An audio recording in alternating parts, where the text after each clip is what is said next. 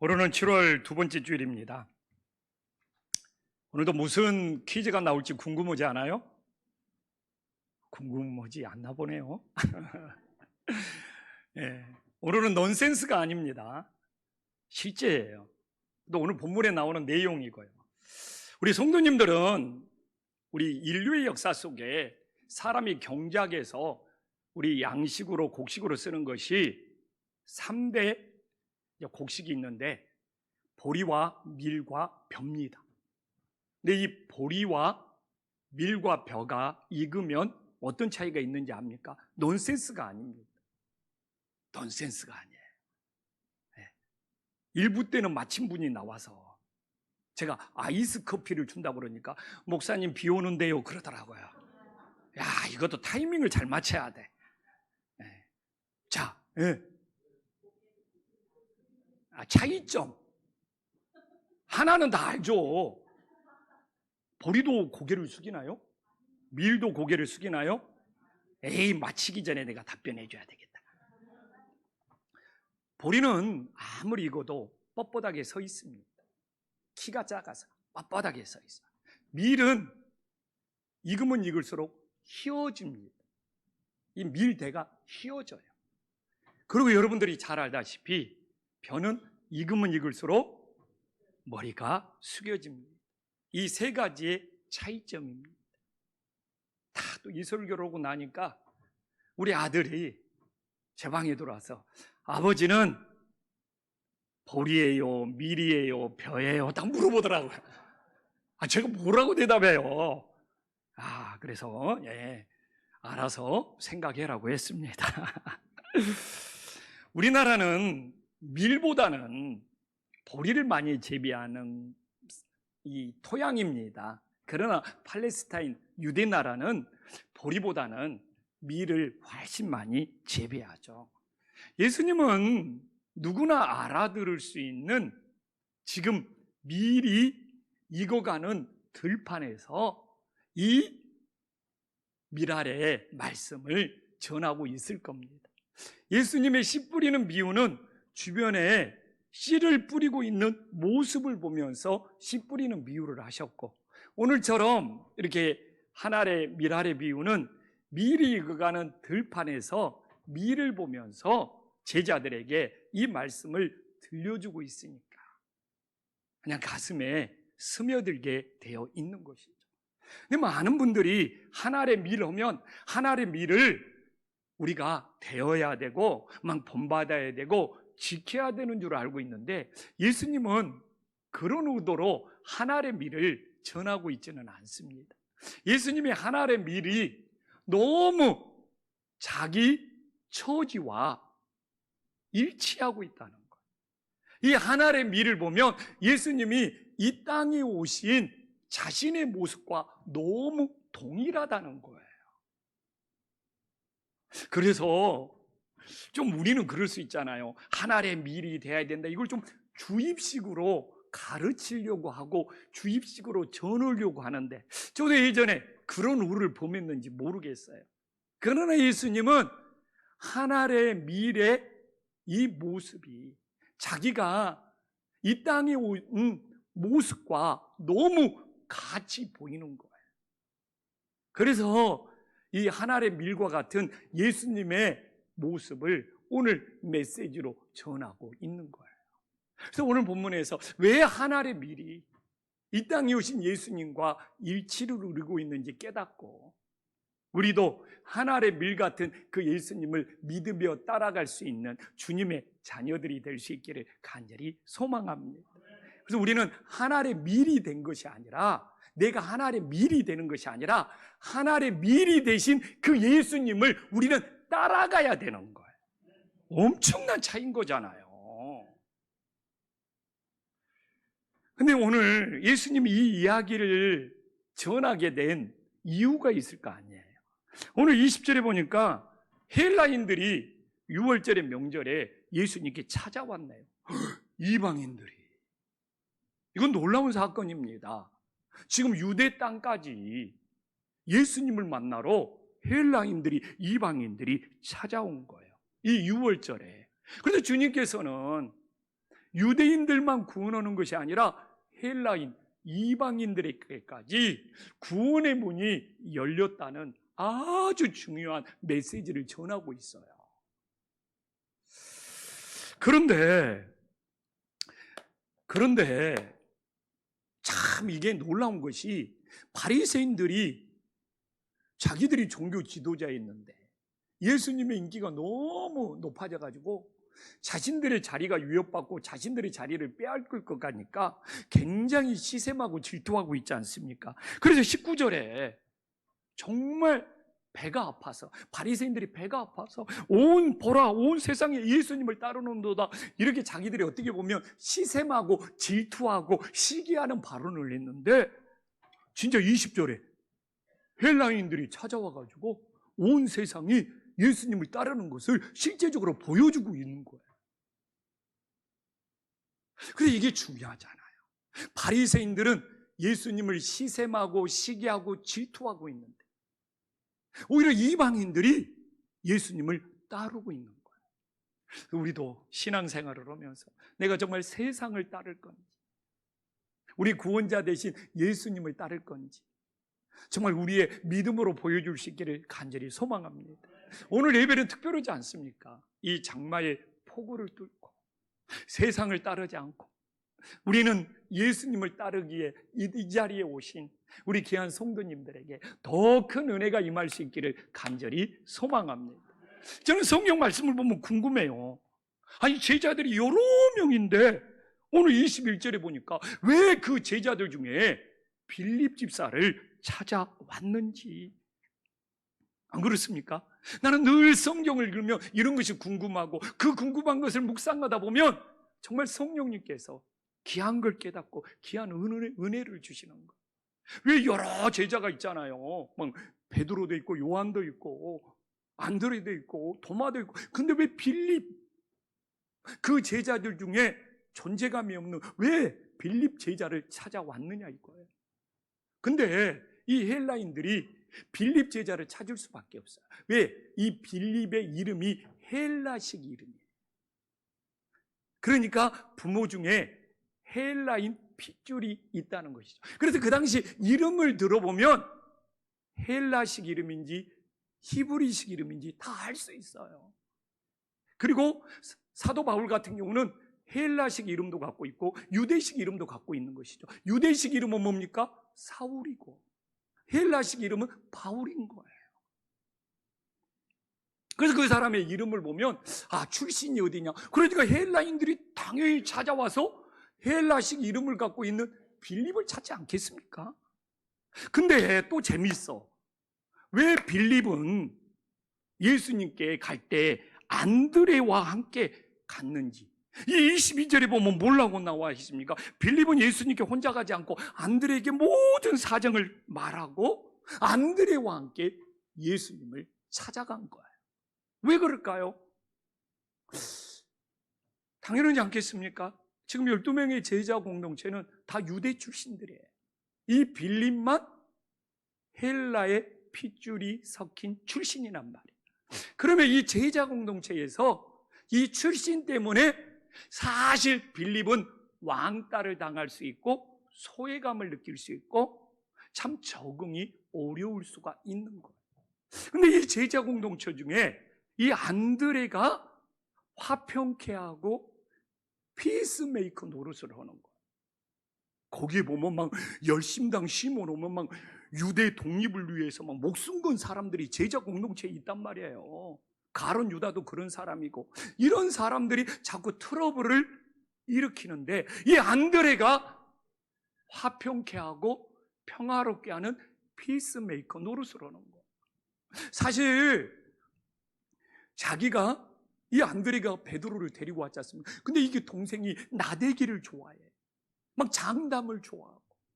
그래도 이 형 안드레가 동생을 잘 품어가지고 정말 오히려 수제자가 될 수 있도록 참 돌봐주는 거 보면 이 안드레의 이 마음의 넓고 크기가 정말 제자들 중에 제일 품이 넓었던 것 같아요. 그러니까 봐보십시오. 빌립도 품이 넓은 안드레에게 가서 다 사정을 말한 다음에 이 안드레와 함께 예수님을 찾아가는 거예요. 그래서 모든 공동체에는 이 안드레처럼 넓고 품어줄 수 있고 화평케 하고 피스메이커 노릇을 하는 사람이 있으면 있을수록 그 공동체가 정말 평화로운 공동체가 됨을 믿으시기를 간절히 소망합니다. 오늘 옆 사람 한번 찾아볼까요? 오늘 정말 안드레처럼 보입니다. 오늘 왜 이렇게 안드레처럼 보여요? 야, 정말 안드레처럼. 어제 제가 목장 예배 갔는데 그 목장 예배 사람들이 다 안드레 같은 거예요. 정말. 그래서 목장 예배 가서 오히려 내가 평화롭고 힘을 얻고, 야, 목장 분위기 좋다. 왜? 안드레 역할을 하는 사람들이 많아. 서로 품어주고 서로 이해해주고 서로 섬겨주는 안드레 같은 사람들이 있으니까 목장 분위기가 그렇게 좋은 거예요. 정말 어떻게 보면 모든 공동체 속에서 소금 같은 역할을 하는 사람들이, 이렇게 평화롭게 하는 역할을 하는 사람들이, 정말 안드레 같은 사람들이 있어야 하고, 정말 이 빌립을 이렇게 안드레가 정말 유대식 이름이 아니라 헬라식 이름을 가지고 있는데 품어주고 감싸주고 정말 함께 갈 수 있는 이 마음, 이게 진짜 예수님을 따르는 마음이 됨을 믿으시기를 간절히 소망합니다. 그래서 오늘 전부 저는 여기에 오늘 모인 모든 사람은 안드레다 이렇게 생각하고 불러볼 거예요. 그럼 제가 안드레 부르면 그냥 다 하면 한번 해보시기 바랍니다. 아는 사람은 나는 안드레가 아니다요. 안드레. 내가 오늘 편안하게 설교하겠네요. 근데 여기서 중요한 것은 그 헬라인들에게 먼저 답변한 것이 있잖아요. 23절에 인자가 영광을 얻을 때가 왔다는 거예요. 근데 요한이 잘 쓰는 표현 중에 하나가 인자입니다. 요한은 이 인자를 통해서 뭘 강조하느냐, 하늘에 계신 예수님께서 인간의 몸을 입고 오셨다는 것을 강조하기 위해서 요한은 의도적으로 인자라는 표현을 많이 씁니다. 원래 하나님이셨는데 인간의 몸을 입고 오셔서, 그래서 인자. 그래서 여러분들이 요한 1서를 읽어보십시오. 이 인자, 예수님이 사람의 몸을 입고 오는 것을 부정하는 사람들은 다 이단이라고. 예수님이 이 땅에 육체를 입고 오셔서 인자가 되시는 것을 믿어야지 구원을 받을 수 있다고 요한 1서에 사도 요한이 굉장히 강조를 하고 있습니다. 그러면 이 인자가 어떻게 영광을 얻느냐? 얻는 거예요, 얻는 거. 그럼 우리도 영광을 돌린다고 하는데, 예수님이 인자가 어떻게 영광을, 그게 이제 24절 이야기죠. 주님이 하늘의 밀처럼 땅에 떨어져 죽을 때 인자 되신 예수님이 영광을 얻는 거예요. 그러면 왜 예수님이 십자가에 죽을 때 인자 되신 주님께서 영광을 얻느냐? 용서의 역사, 구원의 역사가 일어나기 때문에 그러는 거예요. 그러면 오늘도 우리가 주님 영광 돌립니다, 주님 영광 돌립니다 이런다고 주님이 영광을 받는 것이 아니고, 내가 인자 되신 예수님을 통해서 죄가 용서받고 구원받아 쓴 것을 믿으면 어떻게 되는 거예요? 인자 되신 예수님께서 영광을 얻어버리는 거예요. 많은 사람들이 말로 영광 돌린다, 말로 영광 돌린다 그러는데, 내가 정말 주님께 용서받아가지고 구원받아서 주님의 자녀가 되어서 그게 믿는 순간 인자는 영광을 얻는 거예요. 왜? 예수님이 인간의 몸을 입고 이 땅에 오신 그 목적이 이루어지기 때문에. 그래서 오늘도 우리는 인자 되신 주님께 어떻게 영광을 돌려야 되느냐? 인자 되신 주님은 어떻게 영광을 얻느냐? 여기 있는 각자가 모든 죄가 사함받고 주님 앞에 구원받았음을 믿는 순간 우리 인자 되신 주님은 영광을 얻는 놀라운 역사가 있음을 믿으시기를 간절히 소망합니다. 그래서 우리가 하나님의 영광을 얻는다, 하나님의 영광을 돌린다, 이 기본이, 이 출발이 우리가 구원받아서 주님의 자녀가 된 거예요. 이거 없이는 인자가 영광을 얻을 수가 없는 거예요. 그래서 우리는 하나님께 영광을 돌린다고 했을 때 그 본질이, 그 출발이, 그 시작이 내가 용서받고 구원받았다는 그 믿음이 있을 때, 이 땅에 인간의 몸을 입고 오신 인자가 영광을 얻는 놀라운 역사가 있음을 믿으시기를 간절히 소망합니다. 그럼 오늘도 이렇게 영광스러운 예배, 오늘도 주님 앞에 와서 영광을 돌리고 갔냐? 이건 내 죄가 용서받고 구원을 받았느냐 믿을 때 우리는 영광스러운 예배, 주님께 영광을 돌리는 놀라운 찬양과 기도가 있음을 믿으시기를 간절히 소망합니다. 그럼 이제 본론으로 들어가서 이런 과정을 거쳐서 예수님은 밀을 수확하는 시기에 나는 하늘의 밀알과 같다는 거예요. 우리는 내가 하늘의 밀알이 돼야지, 내가 하늘의 밀알이 돼야지 육체를 입고 있는 동안 힘들어. 우리는 하늘의 밀알이 되신 예수님을 따라가는 거예요. 그렇게 나오잖아요. 그럼 왜 예수님과 하늘의 밀알이 같냐? 24절에 나오잖아요. 땅에 떨어지는 것이. 그러니까 밀알과 같은 걸 표현하기 위해서 하늘의 밀알이 땅에 떨어져야 되냐? 예수님도 하늘에 계신 주님께서 인간의 몸을 입고 이 땅에 떨어져서 낮아졌다는 거예요. 그걸 표현하기 위해서 예수님이 굳이 떨어진다는 표현을 쓰고 있는 거예요. 하늘의 밀알을 원래는 심어야 되잖아요. 그러나 밀알과 예수님이 같다는 걸 보여주기 위해서 밀알도 땅에 떨어지듯이 예수님도 하늘 보좌 버리시고 땅에 떨어져서 낮아지셨으므로 이게 내가 하늘의 밀알과 내가 일치하는 거야, 이렇게 보여주고 있는 것입니다. 그러면 우리가 예수님이 하늘의 밀알이 되어서 낮아지는 방법은 무엇입니까? 빌립보서 2장 7절에서 자기를 비우심으로 종이 되는 거예요. 정말 하늘 보좌에서 모든 걸 자기를 비우고 종이 되는 것이 정말 하늘의 밀알처럼 떨어지는 거고 하늘의 밀알처럼 낮아지는 놀라운 역사가 있음을 믿으시기를 간절히 소망합니다. 사실 세상 사람들은 누구나 높고 편한 자리에 올라가려고 서로 경쟁하며 다툽니다. 그러나 예수님은 오히려 하늘의 높고 편한 자리를 버리고 이 땅에 있는 낮고 불편한 자리로 오셨어요. 저는 그냥 기질적으로 역사를 좋아합니다. 기독교 역사를 보면 우리 기독교가 높고 편한 자리로 올라가면 100% 변질되고 타락입니다. 중세시대에 교황들이 세상의 왕들보다 더 높은 자리에 올라가면 올라갈수록 중세교회는 변질되고 타락의 길로 가는 거예요. 근데 놀랍게 우리 기독교가 핍박을 받을지라도 자신을 비워 낮고 불편한 자리로 내려가면 성령의 역사가 일어나고 부흥의 역사가 일어나는 거예요. 그래서 많은 분들이 부흥을 오늘 나는 정말 우리 성가대 찬양 너무 은혜스럽습니다. 정말 명품 성가대. 근데 그 부흥이라는 것이 우리가 높고 편한 자리를 원할 때 기독교 역사 속에 부흥이 찾아온 적은 한 번도 없어요. 기독교가 끊임없이 낮은 자리, 불편한 자리로 내려가려고 했을 때 성령이 역사하시고 부흥이 역사하시고, 초대교회는 낮고 불편한 자리입니다. 핍박의 시대요, 고난의 시대요.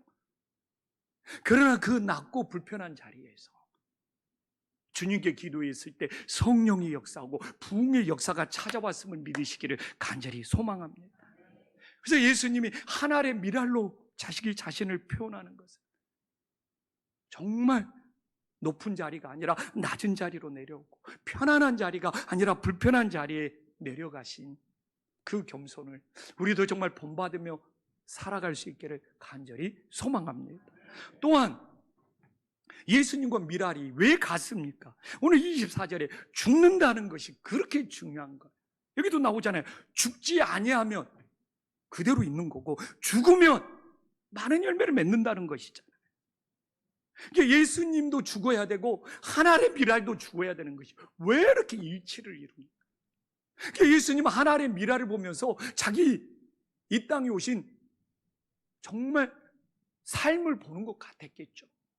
야, 저 밀알도 죽어야 되고 나도 죽어야 되는구나.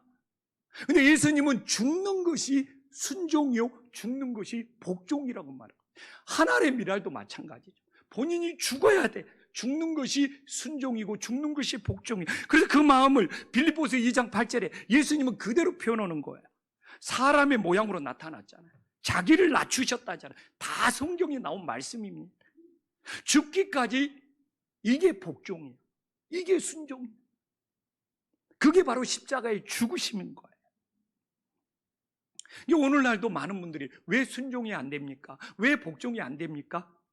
정말 우리 성도님들이 내 자신이 죽었을 때, 정말 내 자아가 죽었을 때, 그럴 때 복종이 가능하고 순종이 가능함을 믿으시기를 간절히 소망합니다.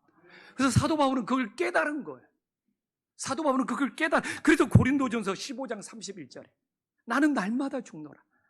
어쩌다 한 번이 아니고 날마다 내 자아가 죽을 때 날마다 주님께 순종하며 복종하며 나아갈 수 있어요. 이걸 이중표 목사님이 20년 넘게 목회하면서 깨달으신 거예요. 그래서 이중표 목사님은 내가 날마다 죽어야 되구나, 내 자아가 날마다 죽어야 되구나, 그래서 별세 이야기를 하신 거예요. 살아서 내 자신을 죽이는 것이 별세다. 오늘도 여기 있지만 누구든지 자기 자신이 죽지 않고는 복종이 안 돼, 순종이 안 돼. 원망이 나오고 불평이 나와. 그러나 우리의 자아가 사도 바울처럼 날마다 죽을 때 거기서 진정한 복종, 진정한 순종이 나옴을 깨달으시기를 간절히 소망합니다. 그리고 또 예수님과 미랄이 마지막으로 또 같은 것이 무엇입니까? 오늘 24절에 열매 맺는 거, 많은 열매를 맺는 거. 야, 내가 생각해도 내가 하나의 미랄처럼 돼야 되겠다. 난 하나의 미랄이 왜 안 되냐? 막 저를 자책했거든요. 근데 아니에요. 하나의 미랄 대신 예수님을 따라가면 되는구나. 정말 이렇게 바뀐 거예요. 그래서 이 말씀을 나누고 싶다. 사실 우리는 하나의 미랄 앞에 너무 부담감을 느꼈다. 내가 왜 하나의 미랄이 못 되지? 그러나 하나의 미랄은 예수님이고 하나의 미랄 대신 예수님을 우리가 믿음으로 따라가는 거구나. 제가 이걸 나누고 싶어서 이 본문을 우리 성도님들로 오르고 있는 거예요. 죽어야 많은 열매를 맺죠. 하나의 미랄이 땅에 떨어져 죽어야 많은 열매를 맺듯이 예수님이 십자가에 죽어야 많은 영혼들을 구원할 수 있는 거예요. 예수님이 십자가에 죽지 않고는 우리를 구원할 수가 없는 거예요. 이게 뭐라고요? 생명 교환의 원리. 예수님의 생명을 십자가에 죽어서 우리의 생명을 살리는 것이 생명 교환의 원리. 이 생명 교환의 원리가 얼마나 큰지를 알아야지 예수님의 사랑을 크게 느낄 수가 있는 것이죠. 그래서 예수님이 이 생명 교환의 원리로 예수님이 십자가에서 죽었기 때문에 많은 열매를 맺은 거예요. 그래서 빌립보서 2장 11절에 봐보십시오. 뭐라고 나와 있습니까? 모든 입으로 예수 그리스도를 주라 시인하여 하나님 아버지께 영광을 돌리는 열매를 풍성히 보이는 거예요. 여기서도 하나님께 영광 돌리는 방법이 여기서도 나오고 있어요. 내가 예수님을 믿고 예수님을 주님으로 시인할 때 하나님의 영광이 받아지는 거예요. 이게 뭐 내가 영광 돌려야 되겠다, 내가 뭘 해서 영광을, 그런 것이 아니에요. 내가 정말 예수님이 나를 구원해 주신 걸 믿고 주님이 나를 천국으로 인도하신다는 것을 내가 정말 마음으로 입으로 시인하면 주님의 영광을 받으시는 거예요. 오늘도 우리는 영광스러운 예배를 드리기 위해서는 예수님이 나를 구원하시는 주님이다라는 것을 모두 시인할 때 우리는 모두 영광스러운 예배에 참여하고 있음을 믿으시기를 간절히 소망합니다. 그래서 하나님께 영광 돌리는 것을 내 행위로 생각하는 사람들이 많아요. 아니에요. 하나님의 영광은 믿음에서 시작이 됩니다. 나를 구원하신 믿음에서 시작이 되는 거예요. 이렇게 신앙의 이게 뿌리고 신앙의 본질인데 이것들이 약하니까 코로나를 거치면서 믿음들이 무너지고 예배가 무너지는 거예요. 제가 글을 하나 읽는데 진짜 이집트에서 5,000년 전에 미이라가 발견됐는데 그 미이라 속에 밀 씨앗이 몇 개 나온 거예요. 그러니까 예수님 당시로 따지면 3,000년 전, 지금 2,000년이 지났으니까 예수님이 오신 이후로, 그러니까 모세가 출애굽할 때의 시기와 비슷한 거예요. 근데 그때의 미라 속에 있는 미랄이 있기 때문에 그 미랄이 그대로 있어요. 이게 무슨 이야기냐? 5,000년이 지나도 한 알의 미랄이 땅에 떨어져 죽지 아니하면 5,000년이 지나도 그대로 있더라 이거예요. 그렇기 때문에 예수님도 십자가에서 죽어야만 정말 많은 열매를 맺고 우리를 구원할 수 있는 놀라운 역사가 있음을 믿으시기를 간절히 소망합니다. 야, 정말 미라 속에 나온 밀 몇 개가 있었는데 5,000년이 지나도 그냥 그대로 있는 거예요. 그렇기 때문에 우리가 죽는다는 것이, 정말 예수님이 십자가에 죽었다는 것이, 그래서 우리가 구원받았다는 것이 얼마나 큰 은혜고, 정말 이걸 믿을 때 인자 되신 주님께서 얼마나 큰 영광을 받으시는지 우리는 찬양하며 감사하며 살아갈 수 있기를 간절히 소망합니다. 그래서 제가 오늘 본문이 그렇잖아요. 그래서 우리는 하나의 미랄이 되는 것이 아니고 하나의 미랄이 되신 주님을 섬기는 거예요. 그래서 오늘 봐보십시오. 26절에 섬기는 것이 뭡니까? 주님을 따르는 거예요. 그러나 우리는 얼마나 부담을 느꼈습니까? 내가 하나의 미랄이 되고 하나의 미랄처럼 살아야 된다. 그러나 주님께서는 사람이 나를 섬기려면 뭐라고요? 나를 따르라고. 그럼 주님을 따르는 것이 뭐예요? 예수님이 직접 하신 말이잖아요. 마태복음 16장 24절 누구든지 나를 따라오려거든 자기를 부인하고 자기 십자가를 지고 나를 따르라. 그래서 우리는 하나의 미랄이 되려고 하지 마시고 하나의 미랄이 되신 주님을 섬기며 따를 수 있기를 간절히 소망합니다. 근데 여기서 뭡니까? 자기를 부인하는 것과 자기 십자가를 짓는 것이 같은 의미야. 이퀄이야. 자기 십자가는 죽음을 의미하는 거예요. 근데 자기 십자가를 짓는 것이 자기를 부인하는. 그러니까 자기를 부인하는 것이 십자가에서 죽는 것만큼 어렵다는 이야기고, 자기를 부인함으로 십자가에서 죽을 때 진짜 주님을 따르며 섬길 수가 있고, 그러니까 신앙생활에서 제일 어려운 것이 뭐냐? 죽는 건데, 자기 십자가에서 죽는 건데 그게 자기를 부인하는 말과 같은 말이야. 오늘도 내 신앙이 왜 힘드냐? 왜 주변 사람하고 갈등이 있느냐? 자기를 부인함으로 십자가에서 죽지 못하기 때문에. 만약 내 목회가 힘들다 그러면 정말 조용식이가 자기를 부인함으로써 십자가에서 죽지 못하기 때문에 목회가 고역이 되고 목회가 너무너무 힘든 거예요. 그러나 자기를 부인함으로 십자가에서 죽을 수 있다면 목회가 고역이 아니고 감사와 기쁨이 됨을 믿으시기를 간절히 소망합니다. 제가 존경하는 선교사님이 허드슨 테일러거든요. 중국 선교의 아버지, 동남아 선교의 아버지. 허드슨 테일러는 중국 와서 자녀들을 잃어버리고 아내를 잃어버리고 모든 걸 다 잃어버렸습니다. 직접적으로 말해요. 자기는 중국을 좋아하지 않고 중국을 사랑하지 않는다. 근데 왜 중국을 못 떠나고 있느냐? 허스튼 테일러가 한 이야기입니다. 뭐라고 나와 있습니까? 십자가 사랑에 붙잡힌 자들은 조금도 사랑스럽지 않는 것을 그리스도로 말미암아 사랑한다고. 이 테일러 선교사가 남긴 기막힌 말입니다. 중국이 사랑스럽지 않아. 중국이 좋지가 않아. 내 아내의 생명을 앗아가버리고 내 자녀들의 생명을 앗아가버린, 그러나 여기에 정말 사랑스럽지 않는데 자기를 부인할 때 그리스도로 말미암아 사랑이 가능한 거라. 제가 정말 10년도 훨씬 전에 중국 가서, 중국 처음 가서, 중국 선교 가서 제일 당황스러운 일이 뭐였는지 압니까?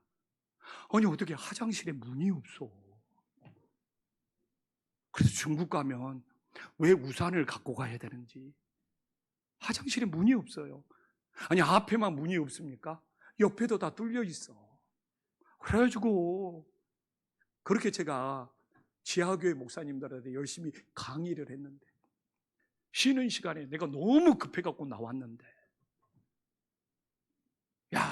어쩔 수 없이 들어갔는데 내 옆에서 중국 그분들이 다 정말 다 보여주면서 그 일을 하고 있는데 저는 그냥 나왔어요. 그래가지고 일주일 동안 이걸 해결을 못하니까 몸에 독이 올라가지고 얼굴이 정말 툭툭 부어갖고 왔습니다. 근데 또 그 안에는 그거 이렇게 그러니까 공항에 딱 동탁하니까 우리 아내는 중국 가서 잘 먹어서 살쪘네. 진짜. 그대로부터 내가 중국 선교 가서 그거 가르칠 때 내 필수품이 우산이에요, 우산. 그것도 보이는 투명 우산이 아니고 검정 우산. 꼭. 근데 조금도 사랑스럽지가 않아. 근데 자기를 부인해서 죽었을 때 그리스도로 말미암아 사랑할 수 있다. 오늘도 우리는 신앙생활하다가 내 마음에 안 들어요. 불편해요. 도저히 이해할 수가 없어요. 그럴지라도 자기를 부인하고 십자가에 죽을 때 그리스도로 말미암아 정말 사랑하는 역사가 주님을 섬기며 따르는 믿음이 됨을 깨달으시기를 간절히 소망합니다. 또한 오늘 마지막으로 사도 요한은 굉장히 소망을 주고 있어요. 오늘 26절에 주님을 섬기며 따르면 어떻게 됩니까? 천국에서 예수님과 함께 온다는 거예요. 뭐라고 말합니까? 주님이 있는 곳이 천국을 의미하는 거예요. 그러니까 우리가 주님을 섬기며 따르면 우리의 최종 목적지는 어디 있는 거예요? 주님이 계신 곳, 하나님 나라에서 주님과 영생을 누림을 믿으시기를 간절히 소망합니다. 그래서 영국 선교사님이 십자가를 짊어지는 것이 너무 힘들어. 자기를 부인하고 십자가를 너무 짊어지는 것이 힘들어. 그래서 기막힌 말을 남깁니다. 새에게는 달려있는 날개가 진짜 무겁답니다. 그래서 새가 건강 상태가 안 좋으면 달려있는 날개가 무거워서 계속 새가 처진답니다. 그리고 이 날개짓이라는 것이 굉장히 에너지를 소모한답니다. 근데 그걸 영국 선교사님이 본 거예요. 새에게 달려있는 날개는 진짜 무거워. 그러나 그 날개 덕분에 날아가고 나룻배에 박혀있는 돛은 진짜 무거워. 그리고 좀 왔다 갔다 불편을 줘. 그러나 그 돛 때문에 나가고. 그러면서 그 영국 선교사님 이야기, 성도가 짊어진 자기 십자가가 무겁지만 그 십자가 덕분에 천국에 들어간다는 거예요. 우리는 내 인생에 무거운 자기 십자가를 짊어지고 있어. 근데 우리는 내가 그 십자가 때문에요. 내가 정말 이 물질의 십자가 때문에. 그러나 이분 봐보십시오. 새에게 달려있는 날개는 무겁지만 때문에가 아니라 그 날개 뭐 때문에? 아니고 덕분에. 나룻배에 박혀있는 돛이 무겁지만 그 돛 때문에 불편이 아니라 그 덕분에.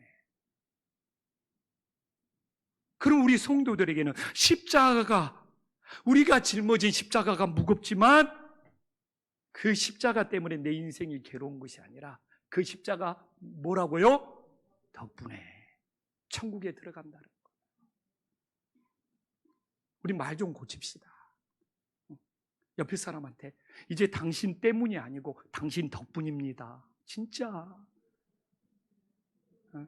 이제 당신 때문이 아니고 당신 덕분입니다.